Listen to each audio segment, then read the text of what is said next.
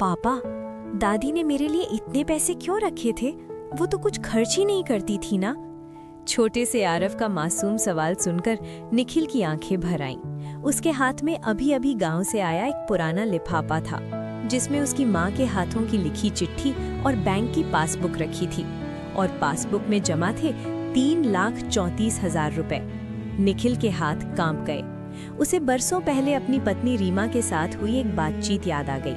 शहर की भाग-दौड़ भरी जिंदगी में उस दिन भी वही बहस छिड़ी थी। रीमा, तुम भी ना कमाल करती हो। हर महीने जिद पकड़ लेती हो कि गांव पैसे भेजो, माँ बाबा को पैसे भेजो, पूरे 15,000। निखिल ने झुंझला कर कहा, अरे गांव में हमारी खेती है, अनाज घर का, सब्जी घर की, फसल के पैसे भी आते हैं। बाबा को कोई शौक भी नहीं, फिर वो इतना पैसा करेंगे क्या? वो मोबाइल पर नए मॉडल की तस्वीरें देखते हुए बोला, इस बार 10,000 ही भेज रहा हूँ, मुझे नया फोन खरीदना है। रीमा ने उसकी तरफ गहरी नजरों से देखा। निखिल, तुम्हें अपने माता पिता के लिए कोई फर्ज महसूस नहीं होता क्या? फोन जरूरी है क्या? उन्हें पूरे 15 ही भेजो। निखिल चिढ़ गया। अरे जब वो खर्च ही नहीं करेंगे तो पैसे करेंगे क्या? तुम भी ना बेकार की जिद करती हो। रीमा शांत स्वर में बोली, क्या करेंगे ये हमें क्यों सोचना है? हमें बस अपना फर्ज निभाना है। वो थोड़ा रुकी, फिर धीरे से बोली, तुम्हें पता है जब पोस्टमैन गांव में मनी ऑर्डर लेकर जाता है तो तुम्हारी माँ कितनी खुश होती होंगी। उन्हें लगता होगा कि उन्होंने जो फसल शहर में बोई थी वो भी अब फल देने लगी है।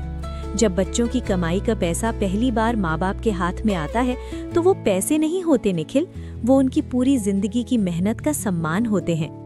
निखिल कुछ बोलने ही वाला था कि रीमा ने फिर कहा, और सुनो, वो पैसे तुम्हारी तरह दोस्तों के साथ पार्टी में नहीं उड़ाएंगे।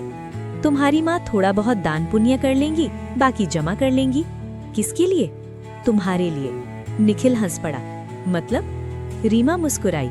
सीधी सी बात है, माँ बाप असल में गुल्लक होते हैं, खुद कुछ नहीं लेते, बस बच्चों के लिए जमा करते रहते हैं। निखिल ने मजाक उड़ाते हुए कहा, वाह, हम हॉस्टल में रहते थे तो उन्हें एटीएम कहते थे और तुमने तो उन्हें गुल्लक बना दिया।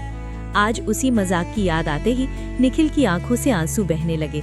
चिट्ठी में लिखा था, बेटा निखिल, तुम हर महीने जो पैसे भेजते थे हमने कभी खर्च नहीं किए। हमें तो खेती से सब मिल जाता था। सोचा शहर में बच्चों की जरूरतें ज्यादा होती हैं, इसलिए तुम्हारे भेजे पैसे जमा करते गए। अब हमारी उम्र हो चली है, ये पासबुक तुम्हारे नाम कर दी है। बेटा, इसे अपनी जरूरत में इस्तेमाल करना। तुम्हारी अम्मा। निखिल की आंखें नम थीं। उसे रीमा की बात याद आई। माँ बाप गुल्लक होते हैं, और आज सचमुच उस गुल्लक में जमा था सिर्फ पैसा नहीं, माँ बाप का प्यार, त्याग और पूरी जिंदगी की कमाई।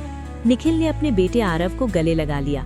धीरे से बोला, बेटा याद रखना, माँ बाप खर्च नहीं होते, सबसे बड़ी जमा पूंजी होते हैं।